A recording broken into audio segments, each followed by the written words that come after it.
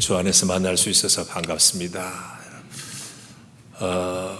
무척 감격스럽습니다. 제가 한 20년 전쯤에 남가주 사랑의교회에서 새벽 설교하고는 두 번째 미국에서 설교할 기회를 얻었습니다. 그때는 새벽 설교밖에 안 주더라고요. 근데 우리 목사님은 1부, 2부 다 해달라고 그래서 오늘 정말 감격스럽게 이 자리에 섰습니다.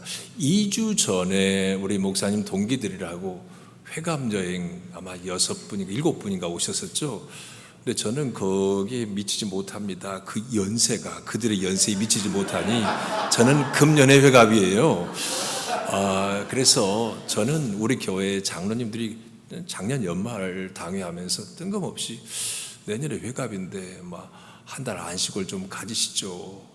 저는 귀를 의심했습니다. 한국교회 그런 일 거의 없거든요. 그래서 회갑으로 한 달 안식을 맞아서 오게 됐는데 2주 전에 왔던 그 형님들이 여기 조지아주 싹 휩쓸고 가버렸더라고요. 그래서 제가 설 자리를 없어요. 그런데 마침 목사님께서 바쁜 시간 중에 이틀이나 또 저에게 할애를 해 주셨어요. 그리고 그분들도 회감 여행으로 3년 전에 계획했던 건데 이번 왔다고 하고 저는 진짜 회감 여행으로 왔습니다. 지난 5월은 한국에서는 가정의 달이라고 하잖아요. 그래서 한국 교회가 제정한 첫 주일은 어린이 주일, 둘째 주일은 어버이 주일, 셋째 주일은 청년 주일입니다. 이건 한국 교회 우리 교단은 다 그렇게 지키고 있고요. 넷째 주일은 우리 시온성교회 단독으로 지키는 주일이 있어요.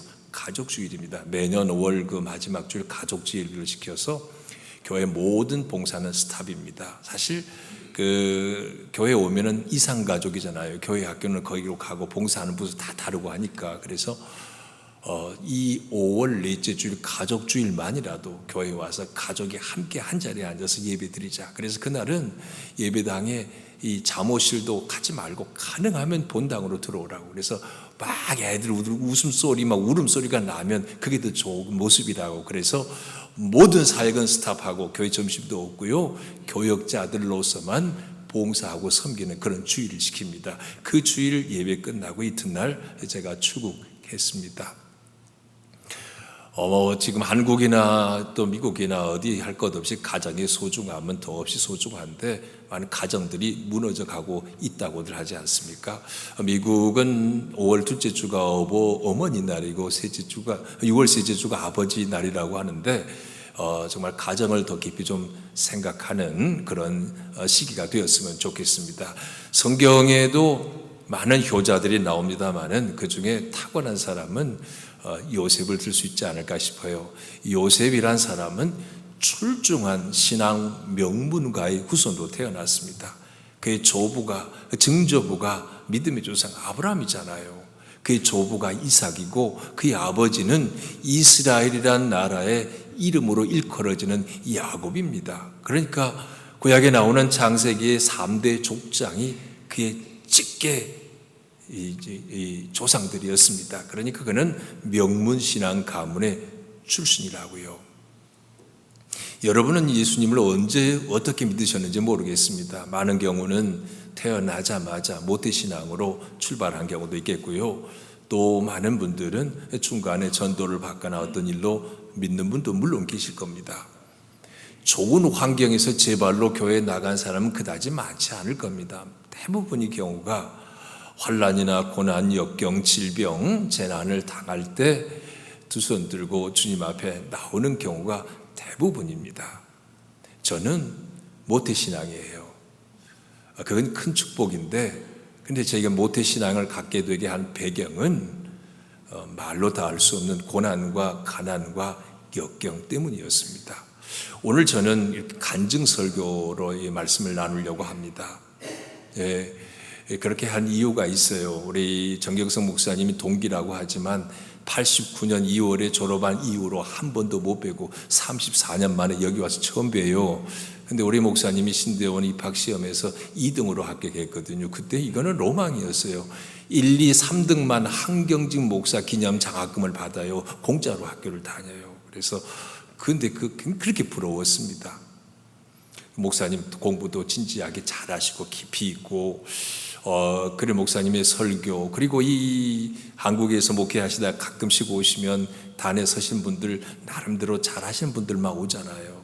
근데 제가 형님같이 보이지만 4년이나 동생인데 근데 여기 와서 잘못 설교하면 평가받잖아요. 저 그러기 싫거든요. 그래서 생애에 두 번째로 간증 설교 형식으로 오늘 말씀을 나누려고 해요. 저희 어머님은 17살에 결혼하셨어요. 지금이 안 그러겠지만 옛날 어르신들 가운데서는 그런 분들 덜어 있어요. 15살에 결혼하고 그 남편 될 사람 얼굴도 안 보고 묶어주는 대로 결혼해서 이튿날 아침에 깨보니까 남편 얼굴이 그렇더라는 거. 저희 어머니도 그랬습니다. 그때 결혼하고서 이제 시골에서 이제 일이 없는 안악들이 봄이면 나물 캐러 다니고 그랬어요. 근데 저희 어머니도 나물 캐러 다니고 그러시던 어느 날 19살 때인데 나물 캐고 오는데 갑자기 눈이 침침해서 왜 그러지 하고 눈을 비비고 그랬답니다. 그러고 말겠거니 했는데 이튿날 보니까 더 안 보여요. 갈수록 침침해져 가는데 그때서야 그 시골에서 무슨 병원이 있습니까? 버스를 타고 전주 예수병원, 그 선교사들이 세운 병원이죠. 거기 갔더니 라이트로 이렇게 램프로 딱 비추더니 잘 보이냐고 그래서 잘 안 보인다고 그랬더니 의사가 실명입니다. 1953년 일입니다. 전쟁이 다 끝나기도 전 얘기죠. 그때 의술로는 고칠 수가 없었던 겁니다. 그때 시각장애인 판정을 받고 68년 동안 희미한 불빛도 보지 못하고 캄캄한 어두운 가운데서 인생을 사셔야 했습니다.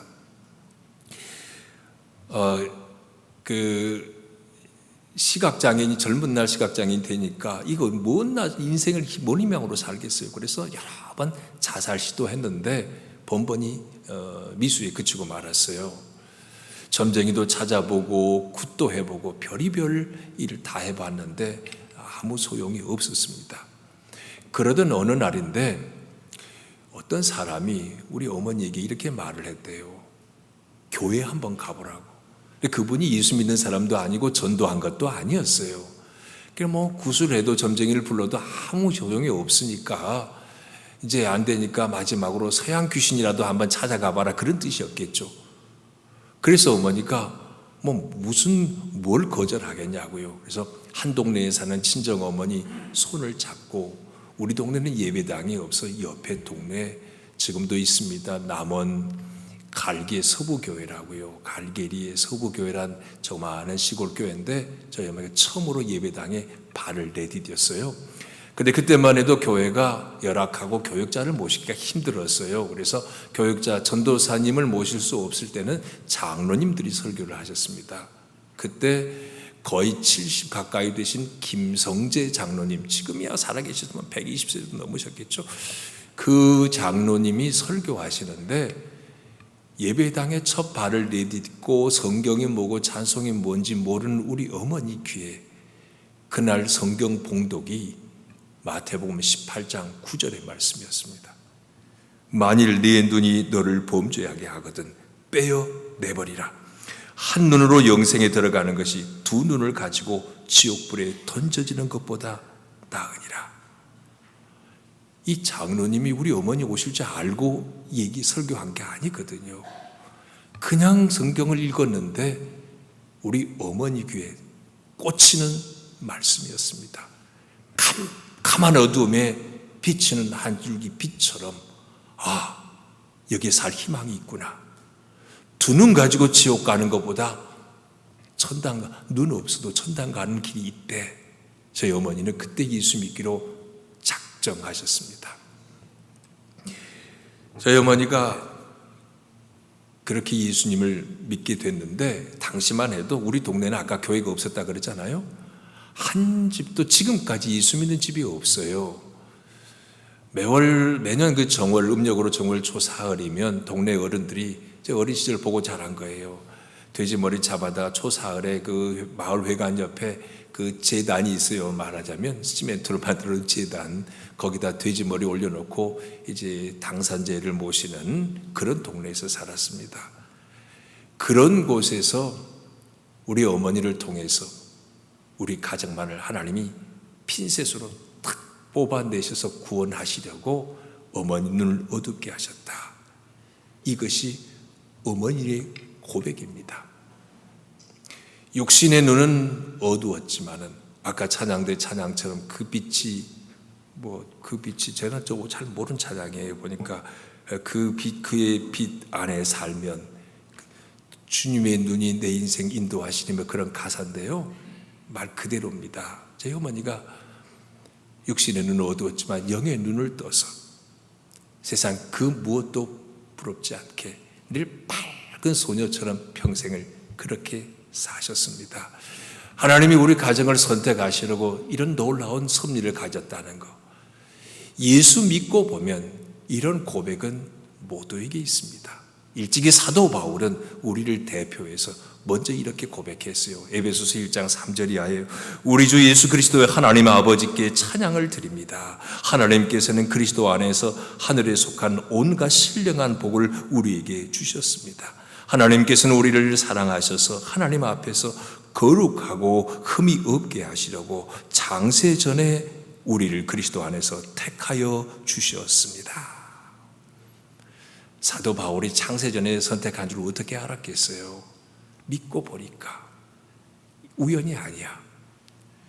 과거에 율법에 충성했고 유대교에 충성했던 그를 주님이 부활하신 주님께서 만나주시고 그러고 보니까 이 땅에 태어난 것도 하나님이 섭리하신 일이고 거슬러 올라간 것 보니까 창세 전에 하나님이 나를 계획하셨구나. 이것은 사도 바울의 신앙 간증이고 고백입니다. 오늘 읽어드린 말씀의 요셉은 꿈의 사람이라고 별명이 꿈꾸는 자잖아요. 여러분도 꿈을 꾸시죠? 아메리칸 드림을 가지고 이 땅에 오시지 않았습니까? 그 꿈을 이룬 분도 계실 거고 또 이루어가는 과정 중에 계신 분도 있을 겁니다. 그 꿈을 이루기까지 꽃길과 비단길과 고속도로만 열려집니까? 천만에요. 대부분은 가시밭길이 먼저였을 겁니다. 파란만장한 생애. 꿈꾸는 자 요셉이 딱 그랬습니다. 그는 꿈꾸고 형들에게 시기, 질투, 미움을 받았어요. 아버지의 편애 때문에도 형들에게 시기, 질투의 대상이었는데 꿈 얘기하면서 형들에게 완전히 진노를 안겼습니다. 그래서 형들이 저놈 죽여 없애버리자. 그래서 요셉을 구덩이에 던졌습니다. 이런 스토리는 다 알고 계시니까 간신히 그는 구덩이에서 건져졌고요. 노예 상인에게 팔렸습니다. 영문도 모를 요셉, 아무 잘못 없는 요셉, 꿈꾼 것 외에는 그 꿈을 발산한 것 외에는 잘못이 한 건 없는데 그는 억울한 종살이를 했습니다. 노예살이. 뿐만 아니라 노예살이에도 충성스럽게 주인을 섬겼는데 보디발의 아내의 유혹을 뿌리치면서 그는 성추행범으로 몰려서 옥살이를 하게 됩니다. 이쯤 되면 요셉의 인생 얼마나 억울합니까? 분통 터지는 일입니다. 요즘 젊은이들 같으면 대한민국에서요, 이쯤 되면 인생 포기할 거면 극단적 선택하는 친구들이 아주 많거든요. 그런데 성경 보면 요셉은 이런 일로 인해서 단 한 번도 원망하거나 하나님께 불평한 적이 없어요. 그래서 성경은 요셉을 향해 하나님이 함께 하심으로 그가 형통했다고 기록하고 있습니다. 여러분, 형통, 만사형통, 나에게 갈 길을 다가도록 예수 인도하시니 무슨 일을 만나든지 만사형통하리라. 그 찬양 다 좋아해요. 어르신들 안 좋아하는 분들은 없는데 만사형통이 모든 일이 내가 원하는 대로 다 뚫려지고 해결되는 것을 만사형통이라고 하지 않습니다. 성경이 말하는 바 형통은 가장 근본적인 뜻이 하나님과 동행한다.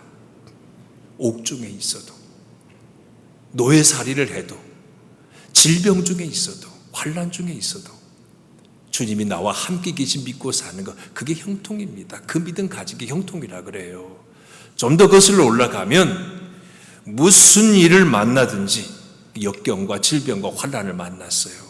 근데 이 일 가운데도 하나님의 뜻한 바가 있을 거라는 믿는 믿음 안에서 잠잠히 하나님의 때를 기다리는 믿음이 형통을 가진 믿음입니다. 바로 요셉이 그런 믿음의 사람이었습니다. 저희는 어머님이 그렇게 예수 믿고 난 뒤로 저희 삼남매가 태어났기 때문에 모두가 다 모태신앙이에요. 그리고 어머니가 세상에 아무런 소망 없고 볼 것 없는데 오직 주님 의지하고 살았잖아요. 그러니까 우리 식구들은요, 예배당도 없는 마을이었지만 온 동네뿐만 아니라 그 면 전체에서 다 우리는 모르는 사람이 없었어요. 어머니 장애 때문에도 알려지지만 예수 믿는 특심 때문에도 소문난 가정이었습니다. 하지만 그렇게 예수 잘 믿어도 가난은 결코 우리 곁을 떠나지 않더라고요. 제가 고등학교 1학년 때까지 생활보호 대상자였습니다. 지금은 기초생활수급자라고 하죠. 그래서 그때는 배급으로 밀가루를 줬어요. 그래서 밀가루를 2포대 정도 한 달에 이렇게 면사무소 가서 받아옵니다. 가끔은 농사 짓는 그 사람들과 보리쌀, 쌀로도 바꿔 먹지만은 그게 주식이었고, 밀가루가 주식이고 감자, 고구마 그게 주식이었습니다. 그리고 아궁이에 불을 떼야 밥을 하고 구들장에 난방을 하잖아요. 그때는 뭐 연탄도 없었어요, 우리 동네는.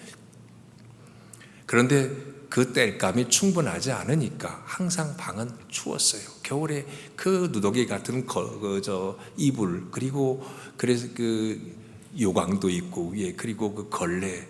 지금 여기 젊으신 분들은 제 얘기가 어디 동화 속의 얘기로 아마 뭔지를 잘 모르실 거예요. 연세 드신 분들은 조금은 알아들으실 거고. 근데 그 겨울 되면 걸레가 아주 얼어서 동태가 되곤 했습니다. 너무 큰 그 가난꾼 가운데 살았어요. 그래서 저는 제 기억 속에 아마 5살, 조금 늦으면 6살, 그때 기억이 훤해요. 너무 어려워서 그냥 어머니에게 말은 못하고 투정은 부르지 못하고 그냥 베개에다가, 그 허름한 베개에다가 눈물 많이 흘렸습니다. 우리는 왜 이렇게 살까? 예수 잘 믿으면서도 너무 생활이 그러니까 많이 울었어요. 그래서 남들은 저를 어려서부터 철이 빨리 들었다고 얘기했어요. 그냥 뭐 어디서 그냥 그 꾸중 들을 일은 해본 적이 없으니까 일찍이 철이 들지 않을 수 없는 환경이었습니다. 감사하게도 제 이름에 철자가 들어있잖아요. 그래서 하여튼지 간에 간 데마다 모범생이다 이런 말은, 칭찬은 많이 듣고 자랐습니다. 근데도 학교에 가면 매년 그 새 학기 교과서 나눠줄 때 책에다 무상지급 꽝 도장 찍어서 주는데 그게 대부분 무슨 말인지 잘 모르시죠. 그렇게 어린 시절을 살았습니다. 저희 아버님은 제가 태어나기도 전에 가출하셨어요. 그때는 뭐 농사가 없고 또 농사를 짓는 분도 농한기 때에는 보따리 장사를 나가곤 했습니다. 근데 아버지가 장사 다니다가 어떤 한 여인에게 붙잡혀 버렸어요. 그래서 딴살림을 차렸습니다. 딴살림을 차리고 나서 제가 태어났거든요. 그쪽 집에서도 딸 하나를 낳았는데 저보다 1살 위에요. 그러니까 하마터면 저는 태어날 수 없는 사람이었어요. 근데 우리 아버지가 1년에 한 차례 들어오셨어요. 신정 때. 신정 때 와서 하루나 이틀 묵고 가셨는데 제 기억 속에는 어머니하고 싸우는 거예요. 그러다 떠나시는 거예요. 그래서 저는 그분이 누군지를 몰랐어요. 그 아저씨가. 그래서 아버지란 말, 아빠란 말은 한 번도 부른 적이 없습니다. 어떤 사람이 온 거예요. 그걸 알고 동네 사람들이 자꾸 저를 놀려댄 거예요. 윤철아, 너희 집에 누구 왔냐? 그러면 예, 어떤 사람 왔어요. 이렇게 답을 했거든요. 아버지를 모르니까. 우리 어머니도 아버지라고 부르라고 가르쳐 주지 않았고 우리 아버지도 아버지라고 부르라고 얘기해 본 적이 없어요. 그럴 만한 자격이 없기도 했으니까. 가난의 서름은요, 배움의 기회를 빼앗아 갔습니다. 저보다 10살 위에 이제 마지가 형님인데, 전라북도 남원군 아영면 봉대국민학교에서 저희 형님이 1학년부터 6학년까지 수석을 했어요. 뭐 시골에서 뭔 수석이냐고요? 가서 물어보세요. 해마다 그 봉대 국민학교 출신들이 1등 하면 꼭 전주고등학교 갔고, 그리고 서울대 거의 대부분 법대를 갔어요. 근데 우리 형님은 1등으로 졸업하고도 중학교 그때 시험 봐서 들어갈 때였는데 1등으로 합격했는데 등록금 단돈 120원이 없어서 진학을 포기했습니다. 누가 서둘러서, 누가 지금 같으면 검정고시라도 있죠. 검정고시인지 뭐 까만 고시인지 아무도 알 턱이 없고요. 그래서 경상남도 고성에 우리 큰 집에서 큰아버지가 구두방을 운영하신데 기술이나 배워야지, 공부는 무슨 공부, 그렇잖아요 시골에서. 그래서 13살에 고성에 가서 구두 일을 배웠는데 그것이 60살까지 그 구두 만드는 일만 했습니다. 저희 6살 위에 누님은 집에서 일하느라고 가서 산에 가서 나무도 해와야 되고, 그러니까 초등학교 다닐 때 학교를 거의 절반 정도밖에 못 갔을 거예요. 그래서 졸업하려고 하니까 수업 일수가 모자라서 졸업장을 못 준대요. 근데 우리는 시골이지만 학교 담 옆에 우리 동네였거든요. 그게 학교 선생님이 멀리 전주에서 발령 나오신 분들은 매주 못 가요. 한 달에 한 번밖에 못 가니까 그 동네에 사시거든요. 우리 사정 너무 잘 아시는데, 그래서 교장 선생님이 얘기한 거예요. 얼마나 불쌍하냐고, 봐주라고.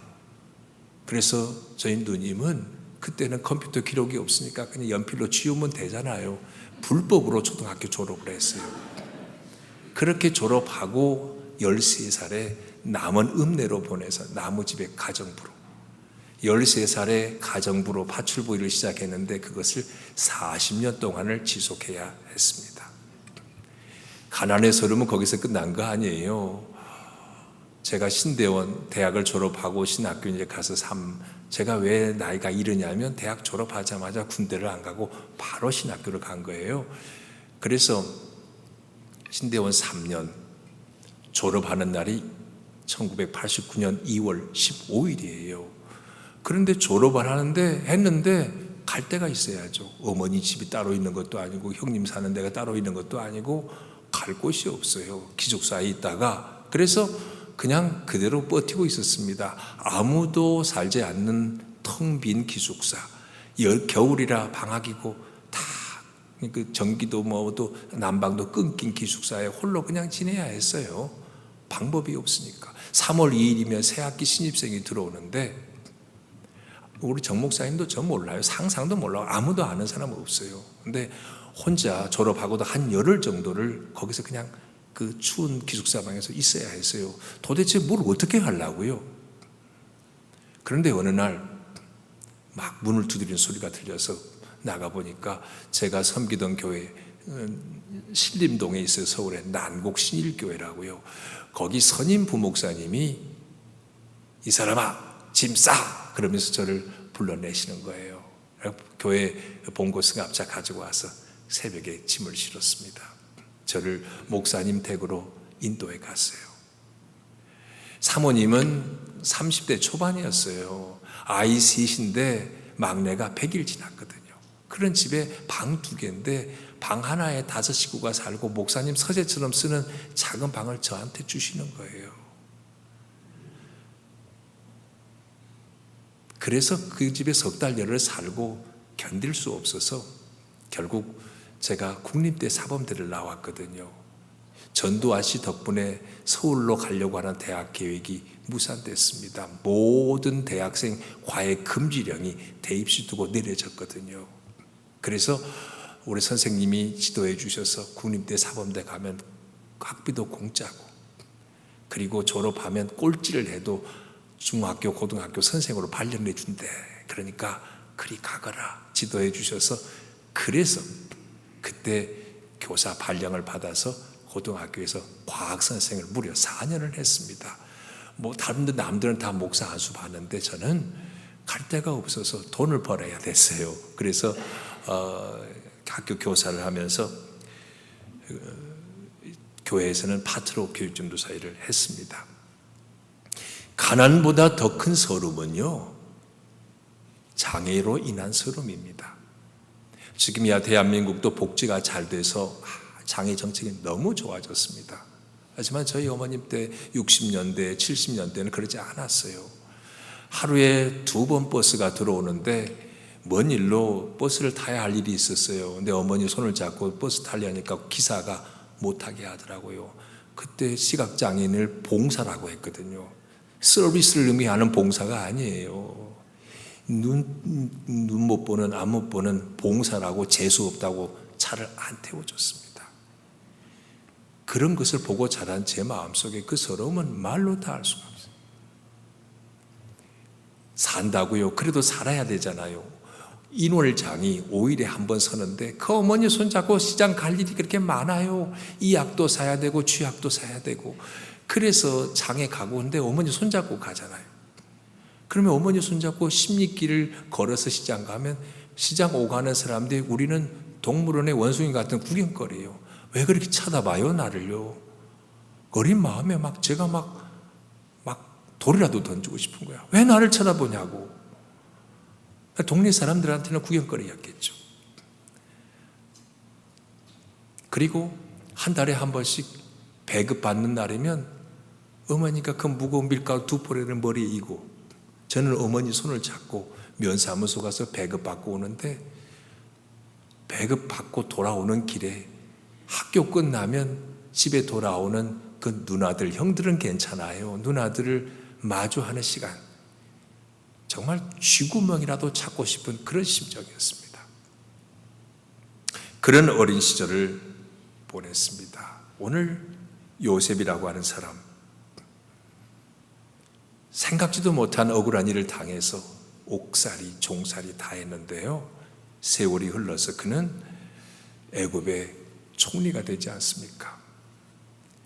반면 고국에서는 흉년으로 인해서 굶어 죽일 위기가 돼서 이제 양식을 구하러 형들이 요셉에게 찾아옵니다. 요셉에게 찾아온 형들은 당연히 총리가 요셉이 자기 동생인지는 모르고 있는 상황이죠. 그 가운데서 요셉은 여러 번 형들을 테스트했지 않습니까? 이런 스토리를 우리 모두 알고 있고요. 결국 이제 요셉이 진정한 동생으로서 형들을 만나는 극적인 상봉 장면이 오늘 읽은 본문의 말씀이에요. 저는 2절부터 5절까지를 세번역 성경으로 한번 읽겠습니다. 한참 동안 울었다. 그 울음소리가 어찌나 크던지 밖으로 물러나는 이집트 사람에게도 들리고 바로의 궁에도 들렸다. 내가 요셉입니다. 아버지께서 아직 살아계시다고요? 요셉이 이렇게 형들에게 말했으나 놀란 형제들은 어리둥절하며 요셉 앞에서 입이 얼어붙고 말았다. 이리 가까이 오십시오 하고 요셉이 형들에게 말하니 그제야 그들이 요셉 앞으로 다가갔다. 내가 형님들이 이집트로 팔아넘긴 그 아우입니다. 그러나 이제는 걱정하지 마십시오. 자책하지도 마십시오. 형님들이 나를 이곳에 팔아넘기긴 하였습니다만 그것은 하나님이 형님들보다 앞서서 나를 여기에 보내셔서 우리의 목숨을 살려주시려고 그렇게 하신 것입니다. 이 요셉의 한마디 한마디 심금을 울리는 고백입니다. 형님들이 나를 팔았지만 사실은 하나님이 나를 앞서 보내신 겁니다. 하나님의 절대 주권을 그는 고백하고 있습니다. 이렇게 될 줄 누가 알았겠습니까? 아무도 몰랐지만 하나님이 하신 일의 시종을 사람으로 알 수 없지만 하나님이 하신 일입니다. 전도서 3장 11절에 솔로몬은 이렇게 고백합니다. 하나님이 모든 것을 지으시되 때를 따라 아름답게 하셨고 또 사람들에게는 영원을 사모하는 마음을 주셨느니라. 그러나 하나님이 하시는 일의 시종을 사람으로 측량할 수 없게 하셨도다. 하나님께는 우연이라는 게 없습니다. 하나님은 결코 실수하지 않으십니다. 모든 일은 하나님의 계획 안에서 진행되는 겁니다. 이 사실을 믿는 것을 섭리신앙이라고 그래요. Providence, 섭리라고 하는 것. 하나님의 창세전부터 영원전부터 영원까지 당신의 계획과 목적을 가지고 다스리시고 진행하신다는 이것이 바로 하나님의 섭리신앙입니다. 요셉은 하나님의 섭리를 믿었어요. 당신들이 나를 팔고 죽이려고 했지만, 억울한 옥살이 종살이 했지만 당신들이 한 게 아니야. 하나님이 내게 계획과 목적 가지고 그렇게 하신 거야 라고 지금 고백하고 있습니다. 제가 섭리라는 키워드를 가지고 오늘 말씀을 하려고 했던 또 하나가 이유가 있는데요. 제가 이번에 안시골로 이렇게 들어왔는데 코스타리카 선교지 방문하고 아틀란타로 들어온 거는요, 제 딸이 여기 살고 있거든요. 이제 백인 친구하고 결혼을 해서 사는데, 영국에서 공부하는 게 있어 5월 25일 들어오기로 했는데 일정이 늦춰져 버린 거예요. 우리는 몇 달 전에 비행기 다 티켓팅 했는데 이 변경이 안 돼요. 딸 보러 왔는데 딸이 없어요. 그리고 이 사위만 있는 거예요. 그리고 조그마한 아파트에 살고 있었는데 그 옆집이 불이 나서 전소됐고, 그리고 우리 딸이 살고 있는 집의 모든 집기도 하나도 남김없이 전부 다 버리게 됐습니다.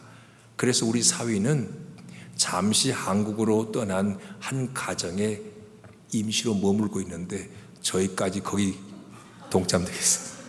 있을 수 없는 상황이에요. 그래도 정말 인생은 나그네로구나. 근데 우리 딸네 집보다 10배는 큰 대저택이에요. 제가 언제 이런 데 살아보겠어요. 그리고 제가 설교할 미리 계획을 갖고 온 건 아닌데 목사님이 한번 오시면 설교하라 그래서 아이 뵙는 걸로 족하죠 이러고 말하지. 그리고 더 이상 답변이 없었어요. 그래서 양복도 안 입고 오늘 이거 하나 이 자켓은 걸쳤는데 이렇게 옷을 입고 설교하지는 않죠. 적어도 양복을 입고 하는데, 그런데 양복을 안 입었고 넥타이도 없어요. 근데 목사님께 아무거나 빌려달라고 그랬더니 빌려주지 않고 새 것을 선물해 주시더라고요. 이게 다 하나님이 하신 일이에요. 더 기가 막힌 건요, 지금 스테이하고 있는 집에 저희가 14일 금요일에 16일 금요일에 한국에 가요. 오전에 가고 그 집 주인은요 그날 저녁에 들어온대요. 이게 누가 정한 겁니까? 계획을 해도 하기 힘든 일이에요. 모든 게 하나님의 계획이고 섭니다. 하나님의 섭리를 믿는 신앙 그렇습니다. 여러분, 섭리를 믿는 신앙, 인생이 힘들고 어려울 때 하나님이 섭리하신다는 사실을 믿으면요 그 힘들고 어려운 시기를 이겨내기가 훨씬 쉬워집니다. 지금 이것도, 지금 당한 고난도 하나님의 계획 속에 있는, 하나님의 스케줄 가운데 있는 일이야. 이걸 믿으면 쉽게 이겨요. 다만 우리는 하나님의 시간표를 우리 눈으로 읽을 수 없기 때문에 답답할 뿐입니다. 오늘 요셉은 하나님의 섭리를 발견하게 됐습니다. 일찍이 섭리를 믿는 신앙인의 고백을 사도 바울이 또 이렇게 먼저 우리보다 앞서서 해주셨어요. 로마서 11장 33절의 말씀입니다. 깊도다 하나님의 지혜와 지식의 풍성함이요 그의 판단은 헤아리지 못할 것이며 그의 길은 찾지 못할 것이로다. 우리 주님의 오묘한 계획. 저는 별 볼 일 없는 사람이고 불효자인데 어머니가 시각장애인 덕분에 효자가 돼버린 거예요. 그래 초중고등학교 교자상, 교육감상, 모든 효행과 관련된 상은 제가 다 받게 됐습니다. 어머니는 물론 장한 어머니 상을 다 받으셨죠. 근데 사실은 어린 마음에 어머니 손을 잡고, 그때 당신은 다 전교생이 있는 데서 몇 천여 명 있는 전교생이 있는 데서 그 교단에 올라와서 이걸 받아야 되거든요. 학교 입장에서는 우리 어머니에게 장한 어머니 상이라고 주는지 모르지만 저는 죽으러 가는 것 같아요. 안 그래요? 그 남녀 학생 천여 명이 있는데 그 상 받으러 올라가는 거, 그 철 들고 나서, 그때는 또 철이 덜 들었어요. 이름은 철이 있었어도 나중에는 진짜 어머니가 장한 거 알지만 그때 당시로는 힘들었던 게 사실이었어요. 제 인생의 큰 전환점은 결혼이었습니다. 이런 어머니였기 때문에 어머니를 제가 모셔야 하는데 어떤 여인이 과연 우리 어머니를 모실 수 있을까? 그런데 저는 대학 입학할 때 우리 교회 대학부실 새벽 묵상 큐티 모임이 있어요. 새벽 5시에 대학생들이 모였는데 처음 7명이 모였는데 그 자리에 한 자매를 보는 순간 당신은 내 사람이어야 한다라는 강한 계시를 받았습니다. 근데 그 계시를 마음에 품고 그렇게 불철주야 기도했는데 입 밖에 내지 않았어요. 12년 동안을. 왜냐하면 입 밖에 내면 이 자매가 어떤 자매인지를 너무 잘 아니까. 대학부에서 제가 회장하고 부회장하고 그랬거든요. 결혼을 하지 않고 선교사 간다는 소문이 무성했던 자매예요. 잘못 건드렸다가는 다 끝나버리니까 오직 하나님께만 말했어요. 제가 인내심이 별로 없거든요. 우리 장로님들에게 인내심을 발휘하지 못할 때가 여러 번 있었는데 아내를 기다린 데만큼은 세상에 금메달감이에요. 12년 동안 마음만 가슴 앓고 기도만 했어요. 하나님께서 12년 만에 결혼에 꼴이 나게 했습니다. 아내가 그 앞도 못 보는 어머님 시장 모시고 다니고 맛있는 거 사다 드리고 옷 사다 드리고 주일이면 교회 손잡고 가고 얼마나 사랑스럽게 어머니를 섬겼는지 몰라요. 그래서 지금은 제가 제 아내를 그렇게 잘 모시고 섬기고 있습니다. 가난해도요, 우리 형제 3남매가 너무 화목하게 지냈어요. 그래서 고구마 하나만 있어도 어머니 드시라고 서로 양보했어요. 어머니는 늘 양식이 모자라니까 자식들 먹으라고 양보하시잖아요. 근데 우리는 그렇지 않았어요. 난 다 먹어서 배부르다고 어머니 드시라고. 우리 3남매가 셋 다 그랬습니다. 영적인 축복을 말할 수 없습니다. 우리 형님 그렇게 가난하게 구두 만든 일로 60평생 살았지만은 성실한 그 삶에 감동이 돼서 장로가 됐고요. 우리 누님은 권사가 됐고요. 막내인 저는 목사가 되기를 이뤘습니다. 6명의 우리 모든 어머니 손주들도 다 믿음 안에 살고 나름대로 자기 인생들 잘 살아가고 있습니다. 오늘 말씀을 이제 마무리하는데요.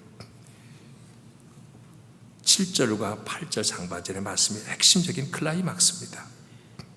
하나님이 큰 구원으로 당신들의 생명을 보존하고 당신들의 구원을 세상에 두시려고 나를 당신들보다 먼저 보내셨나니 그런즉 나를 이리로 보낸 이는 당신들이 아니요 하나님이시라. 이게 요셉의 고백이고 이것이 지금 어머니의 고백입니다. 내 눈을 앗아가신 분은 하나님이십니다. 우리 가정에 구원을 선물로 주시려고. 말이 그렇지 우리 어머니 눈먼 68년의 삶은 파란만장한 삶 그대로였어요. 아무것도 보이지 않은 그분이 밭에 가서 일하고 고구마 감자 심고 늦가을에 추운데 집에 혼자 오실 때 맨발로 발이 눈이었습니다. 땔감나무 하러 가서 솔잎을 긁을 때 갈퀴로 긁어야 되는데 눈이 안 보이니까 멋지니까 소나무에 손이 눈이 돼서 손으로 긁어내셨습니다. 겨울이면 30cm 정도 그 얼음물을 깨고 거기에 손빨래 맨손으로 장갑이 들어가 있어요. 그리고 샘에서 물을 기르면 양동이에 물을 잃고 그 비탈길 되는 우리 집에 혼자 발과 손이 어머니 눈이었어요. 그렇게 사셨던 어머니였습니다. 그 어머니 희생이 오늘 저희 3남매를 이룬 겁니다. 아무것도 재산으로 물려준 거 없지만 신앙 하나 큰 유산으로 남기고 병원에서 전주예수병원 1953년에 실명 진단을 받은 그 병원에 딱 하루 입원하시고 그날도 새벽기도 하시고 신대원 3년 동안 철학기도로 밤을 새우셨던 어머니가 새벽기도 가실 수 없을 때는 혼자 3시간씩 200명의 사람을 중보기도 하고 마지막 돌아가시는 그 하루 입원해 있는 동안에 새벽 3시 되니까 주여 역시 새벽기도 하시고 아침에 또 모든 자녀들이 다 모여서 이제 시간이 임박해 온 것 같습니다. 의사가 그래요. 그래서 예배 드리고 2시간 뒤에 오전 10시에 평안히 주님 품에 안기셨습니다. 그 어머니가 남겨주신 신앙의 유산이 오늘 우리를 살게 하고 있습니다. 사랑하는 여러분, 인생 사는 동안 아메리칸 드림을 꿈꾸고 여기까지 오셨는데 어떤 고난이, 어떤 역경이, 환난이, 재난이, 아니 어떤 질병이 여러분의 인생을 가로막고 있습니까? 그 어떤 종류의 고난이다 할지라도요, 이 일 가운데도 하나님의 섭리가 있다 믿으십시오. 그 믿음이 있으면 헤쳐나갈 용기와 힘과 능력을 얻게 됩니다. 요셉, 그는 이렇게 요셉의 고백, 아까 이 찬양 가운데 합력해 선을 이룬다는 가사가 있었는데요, 로마서 8장 28절이 그 말씀이에요. 하나님을 사랑하는 자, 곧 그 뜻대로 부르심을 입은 자들에게는 모든 것이 합력하여 선을 이루느니라. 여러분, 우리 주님은 우연이 없습니다. 실수가 없으십니다. 무슨 일을 만나도 하나님의 계획 속에 있다, 이 사실만 믿는다면, 하나님은 언제나 선하시고 하나님은 언제나 옳으시다, 이 사실만 믿는다면 더 이상 역경은 역경이 아닙니다. 축복을 위한 전주곡입니다. God is good all the time. 이 믿음 가운데 여러분의 인생 승리로 사시기를 축복합니다.